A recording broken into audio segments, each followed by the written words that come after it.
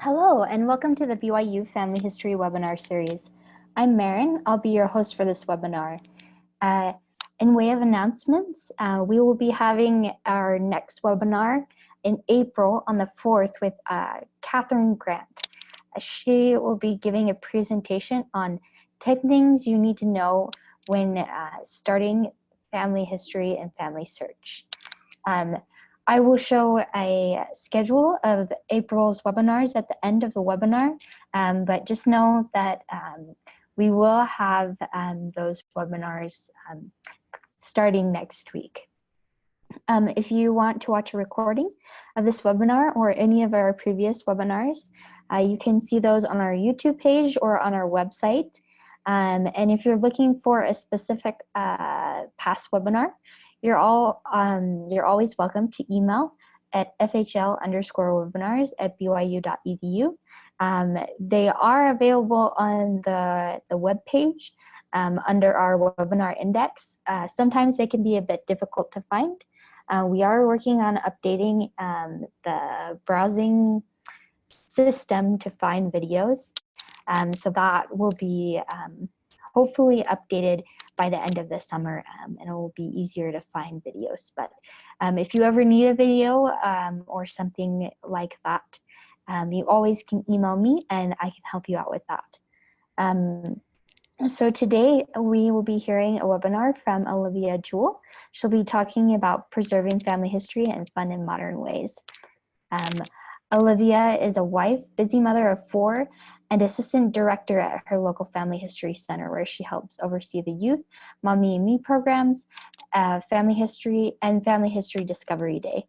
Olivia has presented at Roots Tech, BYU Education Week, and at the BYU Family History Library and other related events. Amidst her busy schedule, she has learned to incorporate her technological savvy and experience to teach busy people of all ages simple ways they can incorporate family history into their daily life using modern technology to make it easy and fun. So as Olivia is getting her presentation set up, just to remind everyone, please turn your mics and video cameras off to ensure a smooth presentation. We will also have a Q&A session at the end of this webinar. So if you could participate in that, that would be wonderful. Thank you so much, and we'll turn the time over to Olivia. Marin, and hello everybody. I'm excited to be here today, and this is one of my favorite classes. The one I taught last month or 2 months ago, I guess, is also these two are my babies. I love them because it's my passion. These are the things I feel the most passionate about. So I'm excited to share those things with all of you today. So as we go, this time I have the comments set up, so I might ask a few questions along the way and try to get to know you guys a little bit. So a small tweak to the title, because I didn't give the right one to Marin, is I added preserving and sharing family history in fun and modern ways, because I really like both aspects of it. And so we're going to talk a little bit about all of that. So let's dig in, shall we? So the first thing I want to share is this quote from President Nelson, and he says, "When our hearts turn to our ancestors, something changes inside us. We feel part of something greater than ourselves."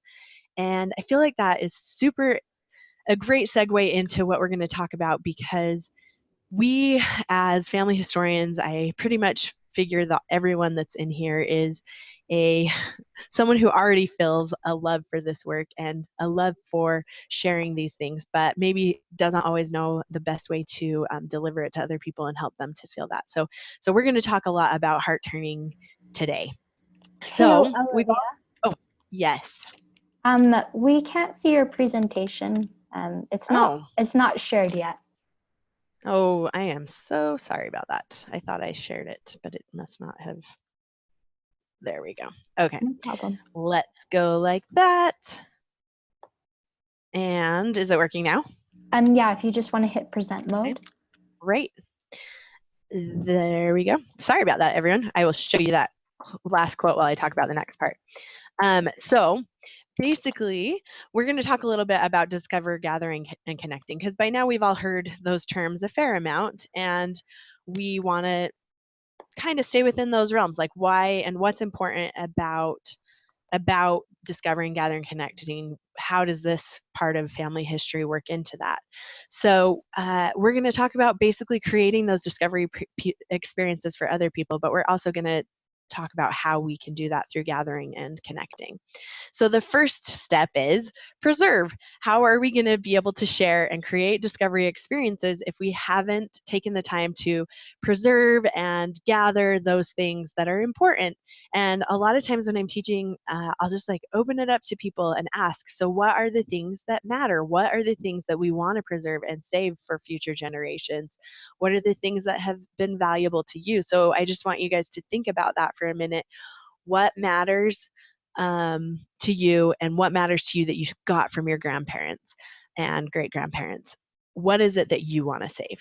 So as you start thinking about that, the things that are going to come to mind are video, photos, slides, any even sometimes reports that you wrote. I know I have one of these awesome. It's a biography of my grandmother when she was in like ninth grade. She wrote it, and it's so cute. It's an autobiography, I guess, but it's so fun to read it and hear it from her perspective, and see what the world looked like to her in ninth grade. And so things like that. What are those important things? And Elder Boyd K. Packer actually had a wonderful talk about this, and he talked about just putting a box in the middle of the living room, and so that you see it and you trip over it, leave it there for a little while, and then it might help you to, as you're going past it every day, figure out things that might actually be important and put them in there. And then as you collect this box, different things will come to you that wouldn't have occurred before. And then you can take that box and get it scanned and digitized. So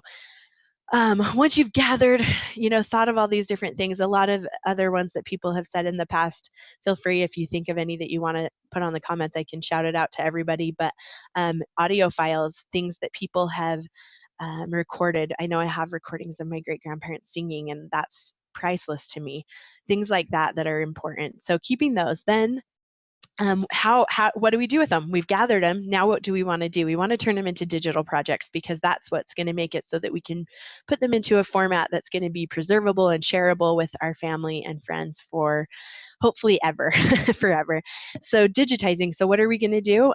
First, we want to look at different options. So there's professional options and do-it-yourself options. So some of the professional options that I can, speak to and recommend there's local stores. There's a lot of different local stores that'll do it. Your Walgreens and your Costco's and Walmarts and things like that. Now, Costco and Sam's, and I believe Walmart, and maybe even Walgreens, honestly, all send them out to what's called Yes Video that you can see here on my screen. It is just basically a place where they mail all of your things and they do the professional digitizing, and then they give you copies of those and send them back. And it's great. It's a great way to do it. But a lot of people have reservations about sending their things in the mail and having those things not in their possession. And so that's where you might want to consider a higher end option. Now, Doorstep Digital is a great solution for that, but they're not necessarily available everywhere. But they'll bring a van full of digitizing equipment and bring it to your house, and they'll come in and they'll sit down with you with all of the different things you need to digitize, and they will help you scan all of those things and make them in a format that you can see then on your computer and share with the world. Heritage Makers is another one. The reason I put that one on there is because that's actually how I got into this. I was a Heritage Makers consultant, and I bought one of those scanners that's just right below the Heritage Makers logo. I bought one of those as a consultant because that was part of my job, was to go out and digitize for people. That was part of how I made my living at the time. And that's what kind of turned me into this family history person who loves old photos and loves the stories behind the photos, because I got to know these people, and as I scanned their collections, I realized how much value there is in getting things digitized. So there are Heritage Makers consultants throughout the world. You just probably go through their website to find that out. But those are a couple options for professional. Now, if you want to save a penny, because professional is obviously going to be the more costly approach, you're going to want to go to the do-it-yourself options. And you could follow suit with me. If you have a huge collection, if you're the person who everyone hands everything down to, you're going to want to make sure you just go ahead and buy one because it wouldn't be worth the cost to pay someone else to do it. And if you have the time, obviously it's a labor intensive or a time intensive work. But that's okay. So I purchased mine and I ended up using it for my mom's, my mother-in-law's, my stepmom's, my grandma's, like every collection I could get my hands on. I would just digitize everything for everyone because once you get it digital, obviously you don't have that risk of losing it in fires and things. So that's one approach you can take. Obviously, I didn't want to buy scanners of everything. Like I didn't buy a slide scanner, and I didn't end up buying, things for reel to reel and stuff like that. So that's where local libraries and universities come in handy. For those of you who are near BYU, BYU has an amazing collection of resources for that. They have slide scanners, book scanners, and all sorts of different types of scanners out there. So you can just call them and ask them if they have a way to digitize your stuff, and then you can make a reservation and go in and do it. So that's a really great option. Also, Family Search, Family History Centers throughout the world have scanners of different kinds that you can use. So that's another great way to do it. You can get on Family Search and find a family history center near you. So there's a lot of different things you can use without having to buy all of the scanners. So that's just kind of that next step. Take it, digitize it, make it so that you have it all on your computer. But then what? Now you have a big mess of different files stored on this computer of yours. So what do you want to do? You want to create a digital storage system. Now, I feel like everyone kind of has their own system on this. People do the same thing with paper products, but with the digital storage system, the most important thing is that you're consistent so that you're not like changing it up. Now, my recommendation is using your date, and I would say that's fairly industry standard. If you're using the date in the naming file, then you're going to have consistency in the way that things are coming in. So how I always do it is I put the year first and then an underscore with the month, and then an underscore, and then the day. Now, obviously, when you're looking at old photos and pictures from before the digital era, those are going to be digitized. When you do it, you're going to be guessing. You're not going to always know the exact date that it was taken. And so if you just know an approximate year, then just use that. That's fine. And then after that, I use my file naming system. So after the date, I then name it with whatever my system is. So that's kind of one approach you can take. It just helps things stay organized. And then that takes us to our metadata. So I'm actually, oh yeah, I can't show you that. So for meta, actually, I kind of want to ask people that are here, do any of you know what metadata is, or do any of you not know? Like, say yes if you do know. Okay. Okay, I'm not seeing yeses come in. So I'll kind of describe metadata. Okay, so there's some of each. So metadata is basically, we like to refer to it as the way that we write on the back of our photos now. Metadata is the information that is saved with your images. And so when you open a file on your computer and you look at the details in it, you'll think of, oh yeah, I've noticed that it shows the name of the file, and sometimes on a photo it shows the date it was taken, and those types of details. That's all metadata. And all of that is editable information. Well, not all of it, but most of it's editable. So you can change the dates and the location the file was taken and who the author of that file was. So making that metadata current. So when I go in and scan my grandmother's old stuff, afterwards I'm going to go in and I'm going to change those dates to be as close to what I would approximate based off of the ages of the individuals in the picture and anything that I know. Now, things obviously that are closer in my lifetime that weren't digital, as I scan those, I have a little bit better knowledge. So sometimes I'll actually put the months on those because I can narrow it down to a month that that photo was taken. But taking the time to do that is really an important and good step to take. So watch some Google videos. You could learn that. I could teach it in a future one if you guys request it. But just learning how to change metadata is a good, important step for organizing and getting those photos digital and backed up and preserved, really. And one actually awesome suggestion that I've had given to me in the past was my friend puts her email address in the metadata so that every time that that file is copied and shared, so if you email that to your cousin or upload it onto Family Search and someone downloads it, that email address is saved. And so if they want to contact who first digitized it, they can. Now, metadata is editable, so anyone can change that data after you've put it on there, but it will copy over with it so they can see it as long as no one changes that. So you can actually add your own metadata if you know more people who are in that picture as you receive it, which is kind of nice. And then the copies you send out will have even more information. So hopefully that gives you a little bit of a basic understanding. And there are classes you could have completely dedicated to metadata, but that's kind of the basics. Now, once you've gone through and made that those metadata changes and kind of created your storage system, backing up is the next very, very most important thing. And I've listed here some different companies that you can use, and I will tell you what my system is that I use, but basically there's a 3-2-1 rule that they recommend in the industry. And what that is having 3 different copies of all of your important files that you want to make sure you back up. So having 3 different copies of every single file, and then having 2 that are in at least a different format. So having them on a different device, having them on different types of devices and different things like that. And then the last one is having at least 1 copy off-site. Now, the off-site is important because obviously if there's a natural disaster that destroys your home or fire or whatever, you want to make sure you have it saved somewhere else. So we have the great beauty of being able to live in the cloud-based world. And so having a cloud-based one is also a really great option for an offsite location. So I actually do it a little bit over the top because that's just, I was born that way. So, but what I do is I have all of my files on my computer or on an external hard drive connected to my computer. So anything that's valuable to me, my photos, my pictures, and all of my old family history stuff, I have on that. And then I have a Backblaze account. Now, Backblaze and Mozy, they are very similar. So you could look into either, but Backblaze, I really like their system because you pay 1 monthly fee and it will give you unlimited storage. And so I can plug in all of my external hard drives and leave it on that computer, and it will always have the latest, most backed up copy. The catch is if you unplug, you do have to,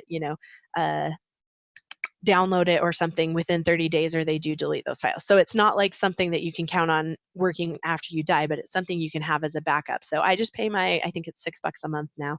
And for me, that's peace of mind that I have an extra copy somewhere. And that's wonderful for me.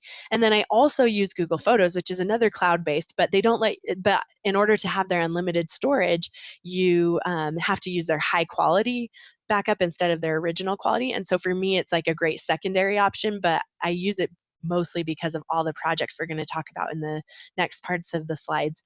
And so that's why I use that. So it's just really useful to use Google Photos. But Mozy, Backblaze, Amazon, all of those are great cloud-based options. And then I also have a copy at my husband's office. So that's just to have one extra layer. So I told you I'm a little over the top, but I feel like there is just no way you can be too careful with your photos. So those are some fun options. So now, moving into a little bit more exciting information, we're going to read this quote from Elder Packer. His name is Alan F. Packer, and he was the, family history department head for a long time. So he says, family history is more than genealogy, rules, names, dates, and places. It's more than a focus on the past. Family history also includes the present as we create our own history. It includes the future as we shape future history through our descendants. A young mother, for example, is sharing her family stories and pictures with her children, is doing family history work. And I have loved that quote since the day I read it. And the reason I love it is because I just feel like it gives everyone a little bit of a paradigm shift. It helps people realize that this part of the work is just as important. And that goes back to that discovery in Elder Foster's just recent Roots Tech address. It was a panel, and he was asked what was most important for us as consultants. And his answer was helping create those discovery experiences. So there is something very powerful about those. And so we want to tap into that. And that's what we're going to talk about today, is how can we create those those cool discovery experiences with this information we have. So that moves us into our creation phase of preserving and sharing. And so we're going to talk about a couple of different things. Here's the products we're going to go over, but we're going to talk about digital creations, which is going to include websites and albums and collages and videos. And then we're going to talk about physical creations, which are like books and life story things, journals, games, things like that, that can help create discovery experiences. So let's dig in. So here's some examples of the digital creations. All right, so we're going to start with Google Photos. And the reason we start there is because I think Google Photos is one of those things that is like, you can't live without it.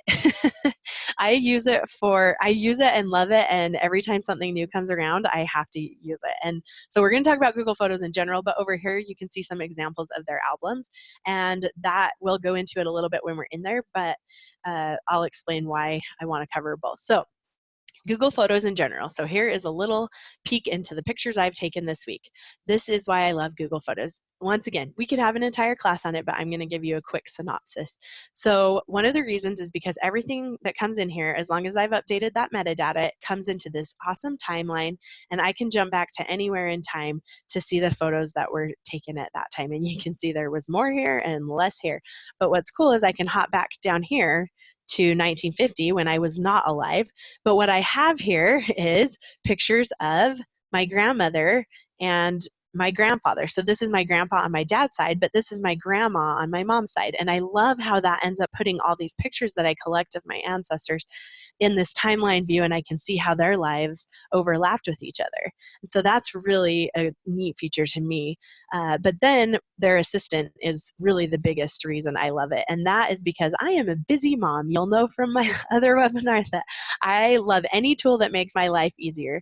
So when I come in here, Google creates automatic albums for me. When it recognizes that I've done something unique or different, it automatically creates albums for me. And then I can turn around and share them. So it'll take like a family vacation, for instance, and throw it all into one album and add a few things. And then it can also automatically create video or photo books, and then videos, collages, and animations. That's what you're looking at here is an animation of some of part of a video I took of my son. So that's kind of wonderful. Now, a lot of you probably have Facebook, and this is kind of like what Facebook does, where it gives you the 9 years ago or however many years ago, and you can see what you did on that day. That is wonderful. But what I really want to show you is down here a little bit. And this is where did it go? Ah, darn it. I thought it was closer. I probably skipped over it and missed it. Oh, there it is. It's the one of him. So this video was something that Google created for me, and it has created a lot of these throughout the years. But what it did is it went through and took a bunch of pictures of my son when he was growing up and made a really cute video to music. And I love it because when I got it, it made it look like I was this really wonderful mom who has created this great video for her son, but I really didn't have to do anything. It just created it for me.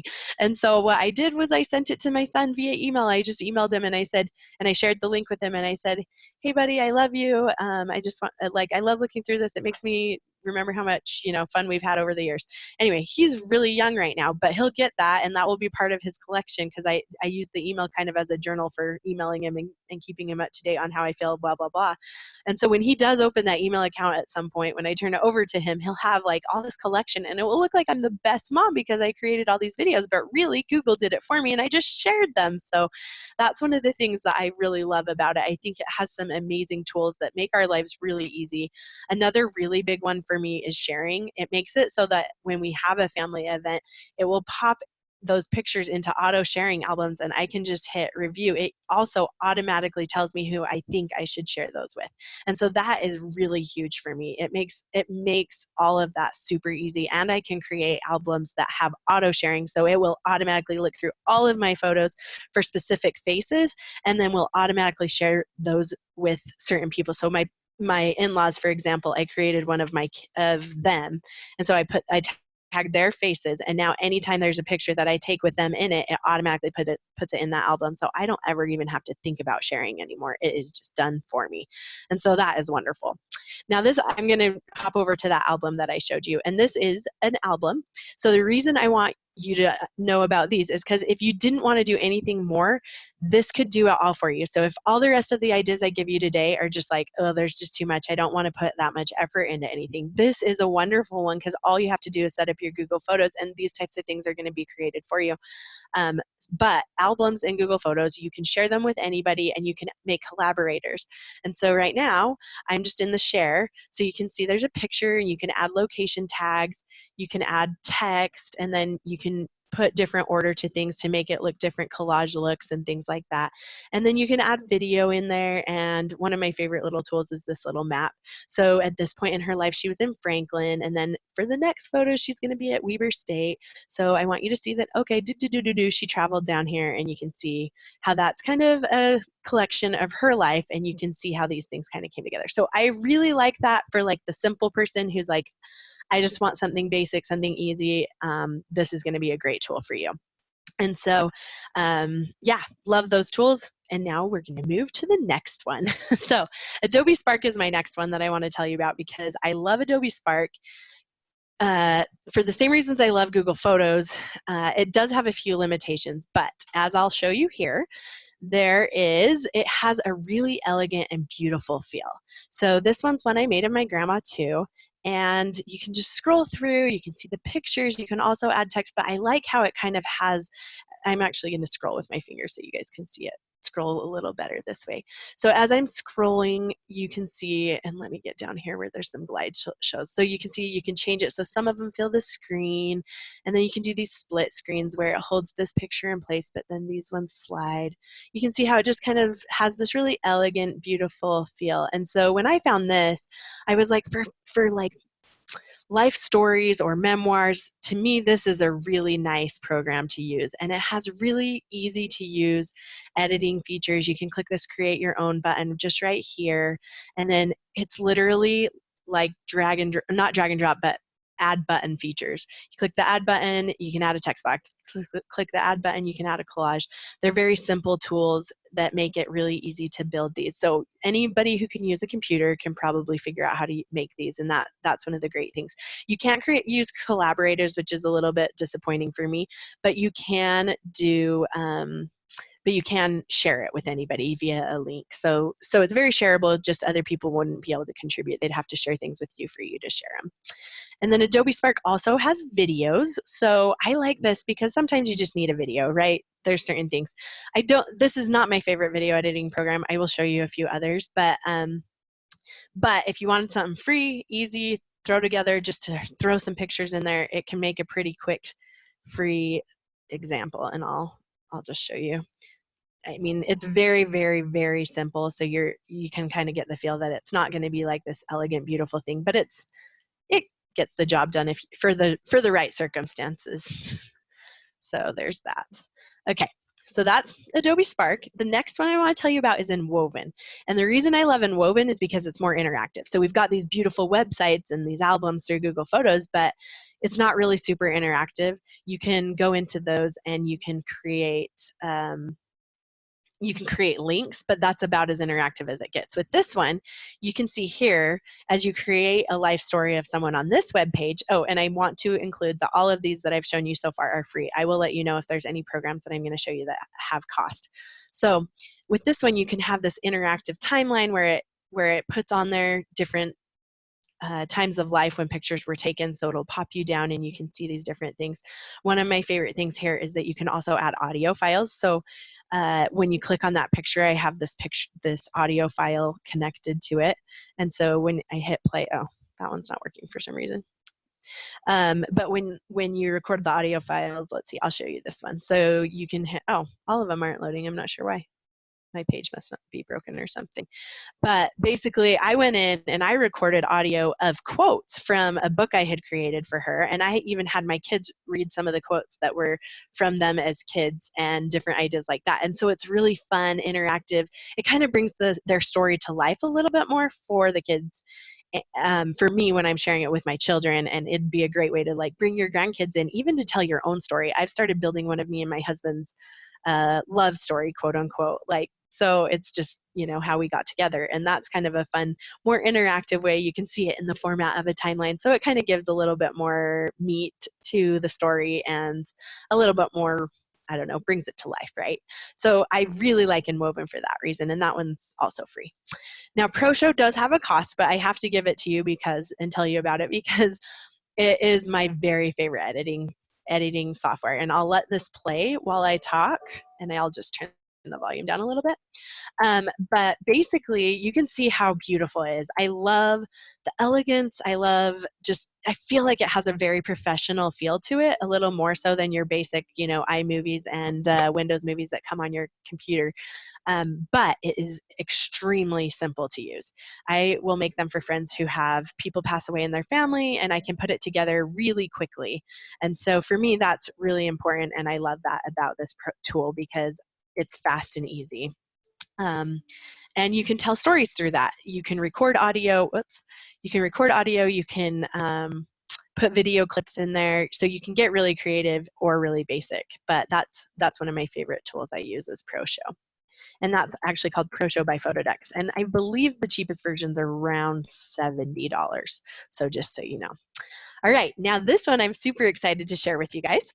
This is Doodle, and I just came upon this one not too long ago, a few months ago, and it was one of those moments when I was like, this is awesome, this is perfect. So Doodle is what we call, it's a, what would you call it? Like a whiteboard software. So Doodle, you can create those, you know, marketing videos that you see where people are drawing. So I'll let this one play too for a second, and I'm going to actually turn the volume down while I talk about it, and then I'll turn it up so you can hear it. But basically what it is I went in and I had my dad record a story about himself when he was little.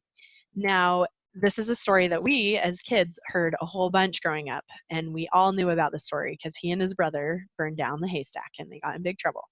But when now that he's older, not all of his great grandkids have heard the story, but for sure all of his great grandkids aren't going to get that same opportunity. So I wanted to do it, but give a little meat to it. So let me turn up the volume a little bit so you can hear and kind of get the feel.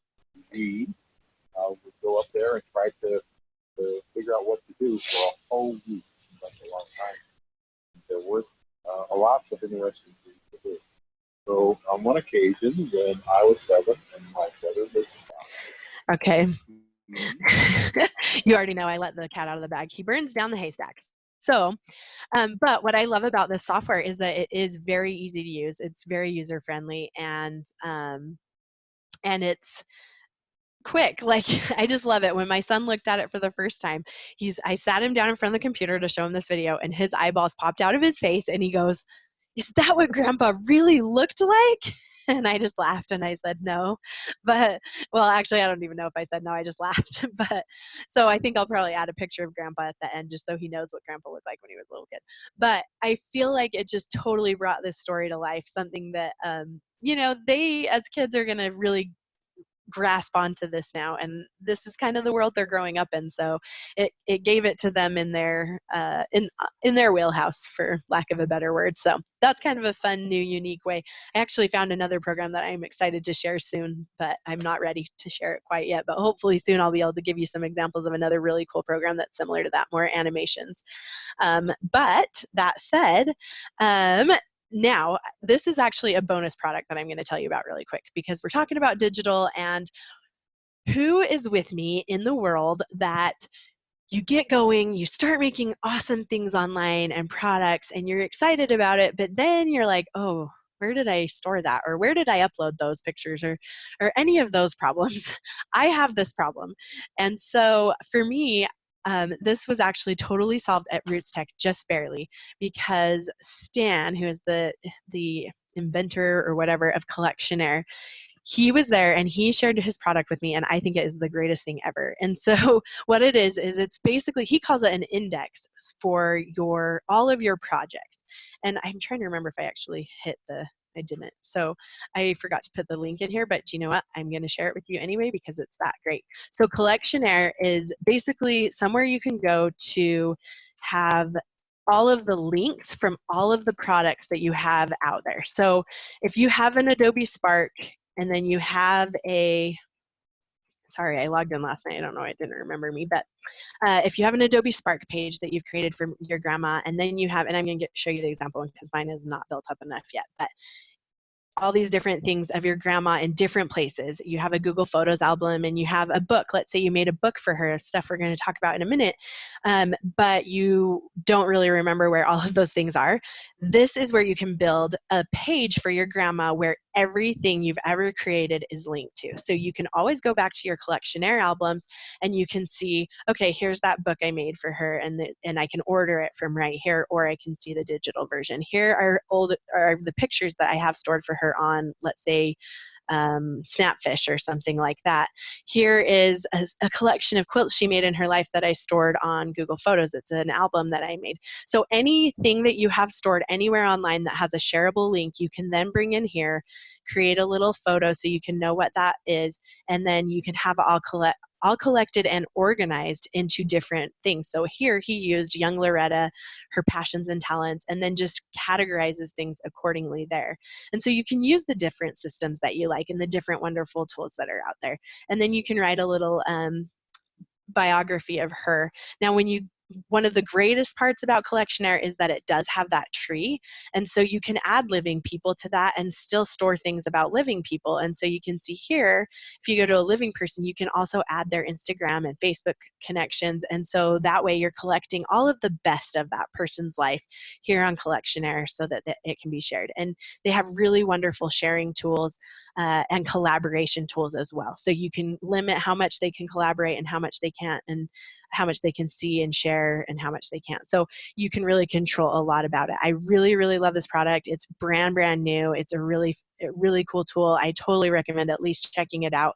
There is like a free trial version, but I actually contacted the owner because I just think it's so great. And I asked him for a discount code. So for everyone in this class, if you use the discount code or the coupon code LIVES 2019, LIVS 2019, you'll get a 50% discount on it. And it's a subscription-based program, but the discount's for, like, I think you said 2 years. So it's for 2 years and it's really cheap anyway. It's only like a couple bucks a month. So it's not something that's, I usually shy away from subscriptions, but with this one, I feel like it's still, sorry, don't read that. That's sneaking ahead.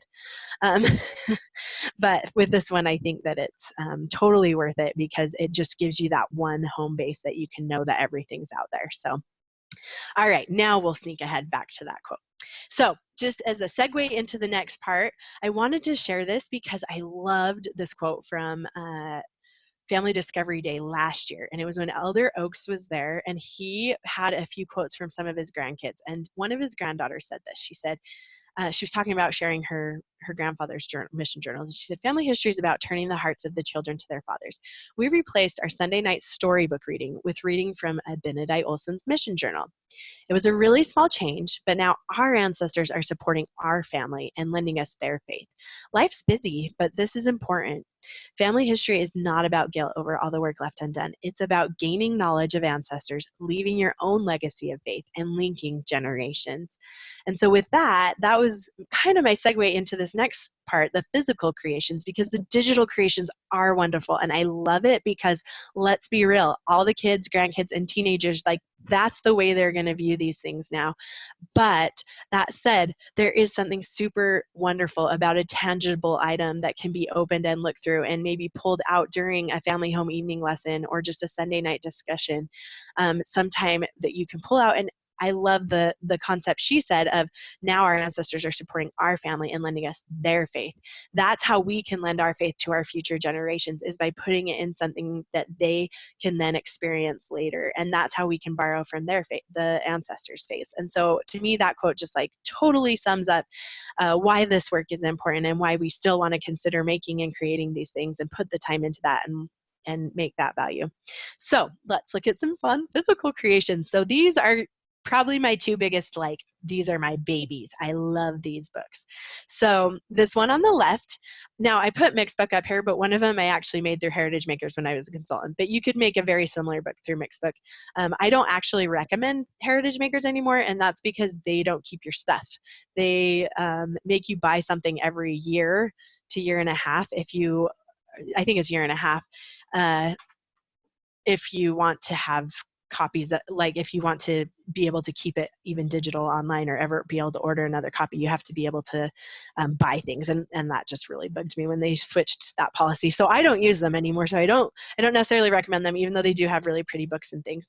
So Mixed Book it has 100% customizability, which I love. You can go in and you can edit any picture, any book to fit anything. But what I really love is that they have templates for family history books that you can start with, and they're gorgeous. But then you can edit it to fit how many pictures you have and how many memories you have or stories or things like that. Now, the one on the left was something that just totally came in the middle of the night. One of those wonderful, oh, the spirit is speaking to me moments. And so I was laying in bed and this poem came to me about grandparents and my kids' grandparents in particular, because my parents are divorced and so they have extras, and it's really fun. Actually, I'm going to click on it so you can see it. But basically, I had this little poem that I wanted to share with my kids that made them know how special it was that they had awesome grandparents and things like that. And as I did it, the book kind of came together super fast because Mixed Book just has these wonderful tools. So I was able to build the book pretty quick, and then I gave it to the kids. And when I do this class live, obviously I pass these books around so you can see them. But you can see I just put a little book in the front, and it's very simple. But what I love about this one is that it was only $12 for this book. And so when I had my third child, I just bought another one. I added a picture of another kid on the front and added the name Lily, and then, and you can see it just has the quote, the kind of poem at the top, and then I just got a few details about each grandparent and what they liked to do when they were kids. So it's kind of a fun, great way to share those stories. And I haven't done it yet. My kids aren't quite teenagers, but I'd love to do the same thing with their grandparents and like advice for them for their teenage years, because that will give them just, hey, my grandparents are real people too. So it's kind of a fun approach. Now, the one for my grandma, the life story book, that's going to be more like what you are expecting. Sorry, I did all this last night. I don't know why it's making me install them again, because I was making sure that I had it ready for you guys, but of course it didn't work. So flipping through, you can see this one's just more of a life story book. So you can see kind of the pages and how that works. Sorry, that's not loading, but you get the idea. And I added documents from her life and things like that, just to preserve it and cap it into one beautiful, heirloomy product.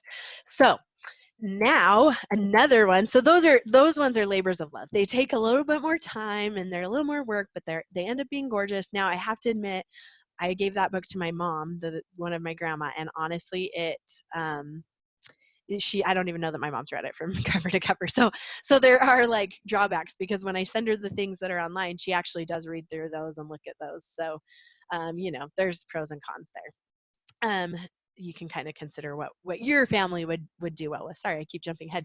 My Canvas is the other one that I absolutely love. They have a sync with Ancestry. So if you're already using Ancestry as a family tree, Ancestry will sync with this book, and it will create a timeline and include documents that you've attached, records that you've attached. It will add information about that person and their life.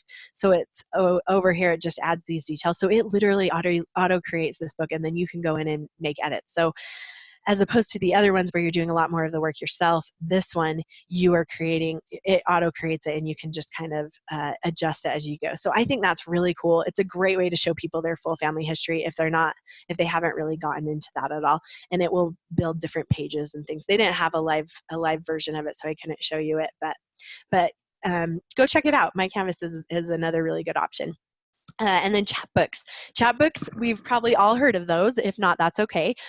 Chatbooks and Google Photos are very similar. What they'll do is, for their books, so what they'll do is they'll take your social media pages and they will run and basically take all of the, like, your pictures as well as the text within it, and it will just populate a book for you. So with this one, you saw that album I had made for my grandma in Google Photos. I was able to just take that and output it into a book.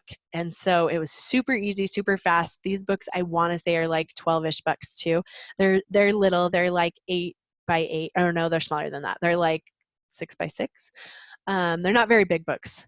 And they're thin. They're just made of paper, but they're really, really great for like sharing. So if you have a bunch of a great collection of your ancestors' pictures and you're going to a family reunion, you know people are going to want copies of them, it would be kind of a fun thing to take one of these for each family so that they have just that collection of ancestors. And it's not super expensive like that beautiful life story that I made. You know, that's more of a $150 book as opposed to this one being more like 12. So it's kind of a fun option. I like to give you different angles so that you can see what fits your circumstances and your ideas. So now I have this quote from Bruce Feiler. Now he is the one, you've probably all heard it. It was several years ago, but the New York Times ran an article in the New York Times about the effects that knowing family stories has on children. And this is a quote from Bruce because he was the one who wrote that. And he says, kids who knew more about their family history had a higher sense of self-esteem and a greater belief that they could control their own lives. It was the #1 predictor of a child's emotional well-being.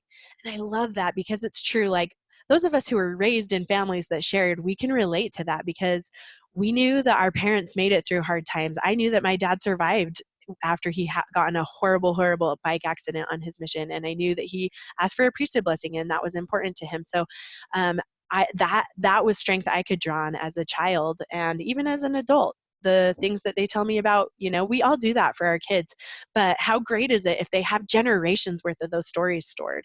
So that takes me into some of these creations that I want to share because they are a bigger focus on children and maybe helping tailor things to them. So this is Forebears Books. They actually were my favorite find last year from Roots Tech, but they are just getting better and better with time. And so I love them and I want to share them. So basically their idea was to create, I don't know if you guys remember, but like 4 years ago, I think 3 or 4 years ago at Roots Tech, Sister Nilsson shared the most amazing book. It was an illustrated book that she had created for all of her nieces about an ancestor. And all of us were like, oh, we want to do that. But oh, wait, we don't know how to draw. And so I thought it was a great idea. It went onto my project list, but then I never did anything about it. So last year when I found this book at Roots Tech, I was screaming it from the rooftops in my classes. I was like, you guys have to go check this out. And they unfortunately didn't share their electronic version with me, so I couldn't show you the inside pages, but go check out their website. You can see a few examples there, but it is beautiful. As you can see this book, it's just these really gorgeous illustrations. And then it's also super easy because what they do is they make it like a Mad Libs. So there's this list of questions and you just fill in the blanks and then it automatically fills in this book for you and creates this life story. So obviously it does have its limitations because I told you my family's got divorced in it, and so it kind of was like a little confusing the way that the template worked out because you couldn't adjust it as much as I would have liked. But hopefully with time that will get a little bit better. And if you don't have divorce, like it should play out pretty perfectly actually. And then there's pictures for their interests and their hobbies and their careers, and it's just lovely. And then on the last page they have a page that you can put in pictures of your ancestor actually. So it's an illustrated book, and then on the last page you can put a few pictures of them from different stages of their life so that the kids can see the real person as well as the illustration. So I think that is a really, really awesome, clever idea. I'm so grateful they came up with it because it's a really reasonably priced thing too. I want to say they're about $30 a book if you get in on a deal or whatever, but they're around that price. So they're not crazy. I've found other ones out there, but they're hundreds of dollars, and that's wonderful that they make the illustrations specifically for you, but I just personally can't afford to do that. So for me, this is an excellent option. However, I guess I will tell you the one that will make personalized illustrations is called Cuento Books, Cuento, I believe. But Google that if that actually really interests you. Another really fun one is coloring pages or books. Now you could there's so many apps out there that you could use to do this.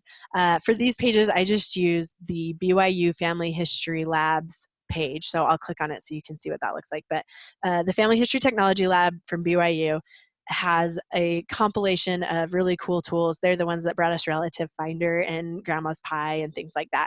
They also have this page called Ancestor Games. And if you haven't checked out the BYU Family History Technology Labs, you must go check it out because they have wonderful games and tools and things like that. But this specific one is just the ones that you can kind of print out and use. So you can click here and go to Ancestors, and then it will sync with your family search family tree, and it will pull in all of those pictures like you saw on mine. and it will create a coloring pages of your ancestors. You could also make them bigger, less to a page. And what I like is you could take them, you could paste it into like a Word document or a Google Drive page, and then you could add some text to it too, so that the children, as they're coloring, can learn a little bit more about their ancestors. So that's kind of a fun way to share it, but be on their level, because we have kids that we want to share with from all different walks of life, right? Every different age group. So I think that's a kind of fun one. This one, I guess, isn't as much kids. I guess I could have moved it. Sorry, I made some changes at the last minute last night. But Family Search or Tree Seek. So Family Search, if you go to, I'm going to click on it so you can see the what URL, familysearch.org/campaign/keepsakes with an S. And they have this really cool collection of just different things. If you click on this tree, it will automatically sync with your family tree, or I'm sorry, you have to go to get started first, and then it will load the names of your family on the tree, and you can choose if you want to include spouses and children, and you can just print it right there as a PDF on an 8.5 by 11, or you can download it so you can make it a little bigger and different things like that. It's a super quick, super easy way to make some type of display that could then, hopefully inspire.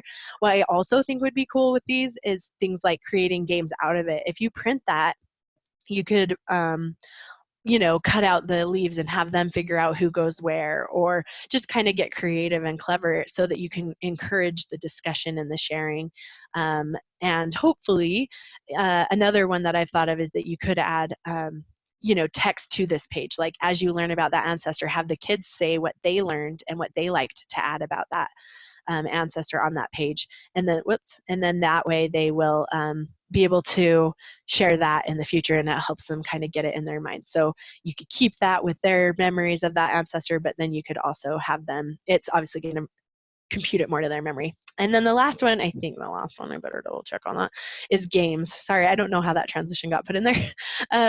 Is games. So their games are to me, one of the best ways for sharing family history, because it creates a fun environment where they don't feel like it's family history, but then it creates a lot of conversational pieces. And this one, I did the types of games where you can include pictures and you can include text, because you could do matching games with like cards. You can create cards of that person and information about that person. But there are some really cool games, and I'll actually put the link on the blog because I want to share it with you. But there's some really neat games out there that I actually love and I play with my kids that really ask questions and get them thinking about those things, like how many uncles and aunts they have, or who, where their brother or where their parents served or went to school, or different questions like that just get them thinking about relationships and connections. What's their favorite thing to do at grandma's house? Just things like that help them recognize the bonds and the importance of the strength between families. So games are kind of my last, use that, share with that, share through that. And this quote is from Elder Cook, and I love it. I feel like it kind of brings it all in totally. It says, "The eternally significant blessings of uniting our own families is almost beyond comprehension." And I love that, because I feel like it just gives so much validation to those desires, because some of us are just born wanting to have these creations and share them, and some of us just love pictures right off. That is me. I came to this life just loving photos and loving to learn, and through learning about my ancestors, I have gained such a bond with them that heart tuning has become such a significant part of who I am, and I love having my heart turned towards them, and I love how much I love them and feel like I do know them, even though they passed away before I was even born. So if we can create those types of experiences for people who maybe don't come to it as naturally as the rest of us, if we can create an environment that can help them to have that discovery experience, I feel like there's just nothing more valuable to them in this life than the power of those testimonies and the power of those bonds that really are really impossible to explain. So I hope that you had a few ideas as we went. The important thing that I want to mention, I meant to say it at the beginning, is that I go kind of fast. I don't mean to. I just do, because I'm excited and I want to make sure I share all of these wonderful tools with you. But the important thing is, all of these are cool, fun things you could do, but don't worry about all of them. If one or two stood out to you and you thought of a family member as you saw it, then use it. Go and take it and go do something with it and make that for that individual and make it a labor of love and a gift for them. And if they didn't, if it was like, oh, I would never want to do that, then just dismiss it and don't worry about it. But I want you to just ask yourself, okay, what's the first thing I'm going to make? Who am I going to make it for? What's it for, and who is it going to be about? And then make a commitment to yourself. If we were in class one-on-one, I would make you turn to your neighbor and tell everybody what your commitment is that you're going to make. But I'll just trust you all to write it down on a piece of paper and commit to doing something. And I want you to know I have my contact information there at the bottom. I love helping. It is why I teach. It's the only reason I teach is because I have this great passion and love for this work and I want to help people. So please never hesitate to reach out to me. I would love to help you and answer any questions you have.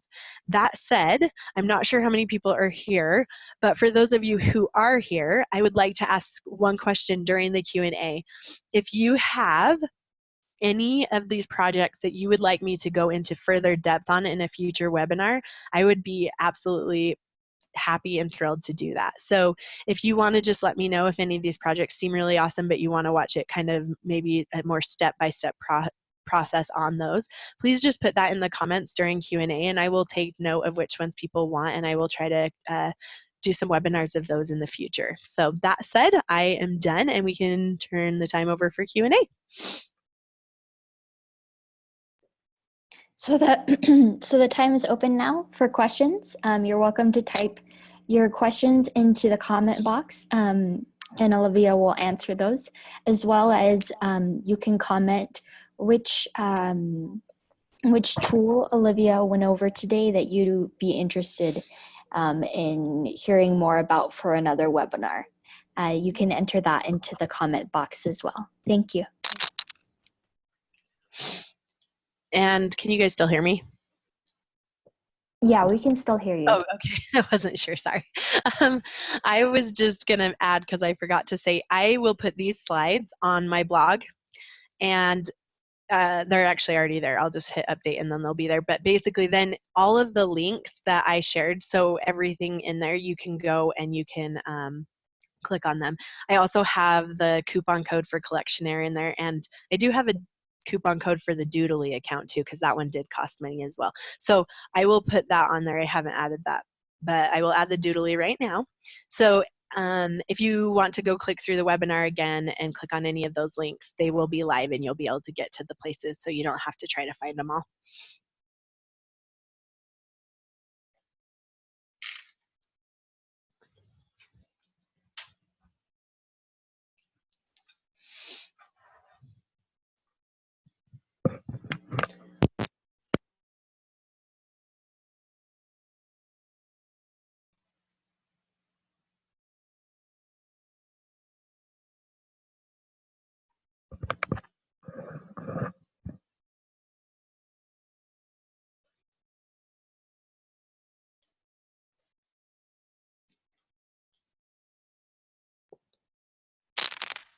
So we have one question.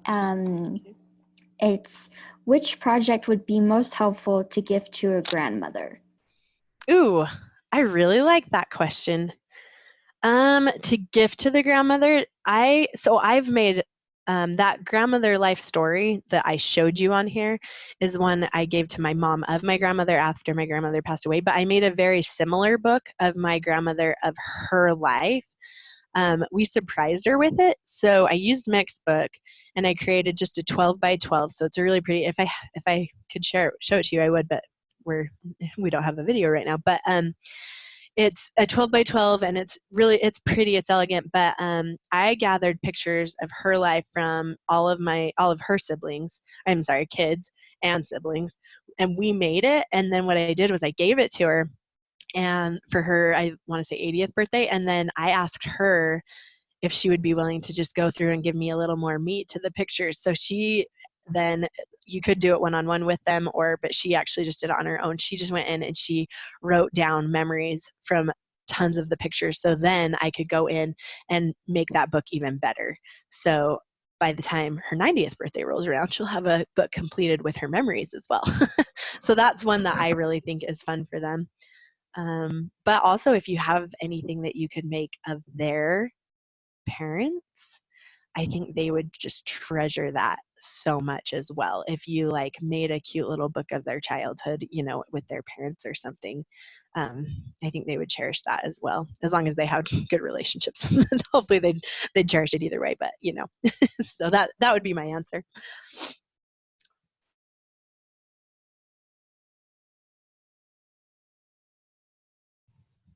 It looks like we have another question. Can you show us how to get to the games on the BYU website to use with our kids? Yes, absolutely. Let me show you. And I love it. I use it all the time. So I always Google it. So let's see, are you, well, I think you have to start with FH. See, mine pops up right away. So it's fhtl.byu.edu. fhtl.byu.edu. And I'm going to right now put that link on my website as well.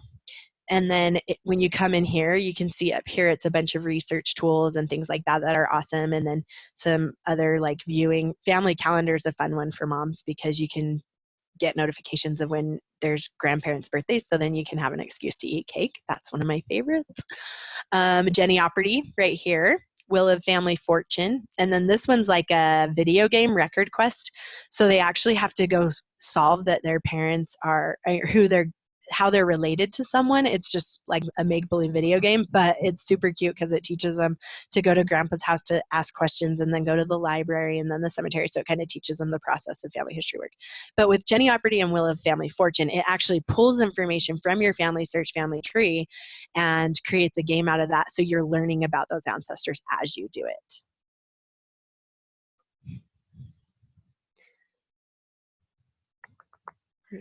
There we go.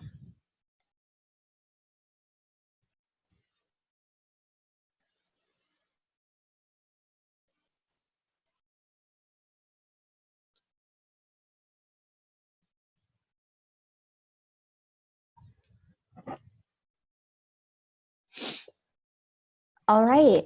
If we don't have any more questions, we'll move over to the closing slide. I'll just pull that up really quick. I'll leave the chat box open, so if you have any more comments or questions from Olivia, I can mention those.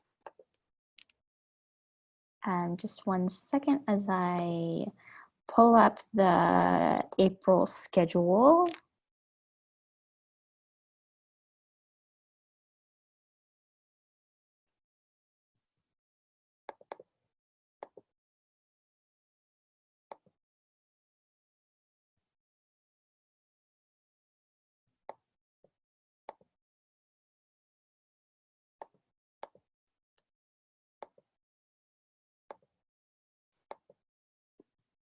So here's the April schedule.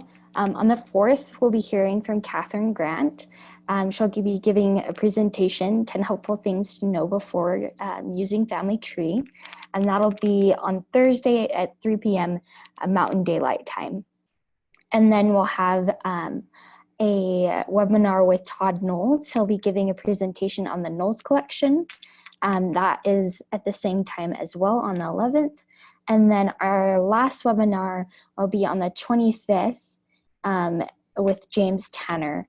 There is a break in between the 11th and the 25th, if I am correct. Between that time and the 25th, there is a campus-wide reading day, so I won't be available to do the webinar, so I'll be studying for my finals. So there will be a break, I think it's the 17th of April. So there won't be a webinar that Thursday.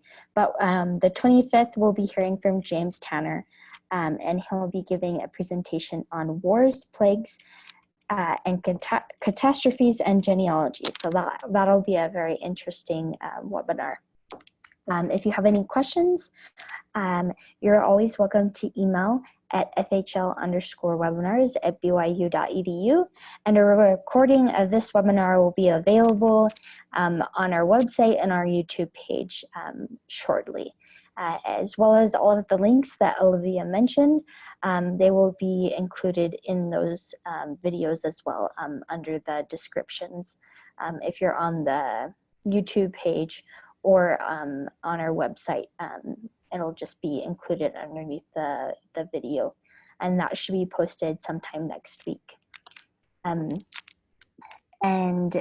if you want to follow us on our social media accounts, we have a Facebook, Twitter, and as I mentioned, our YouTube page.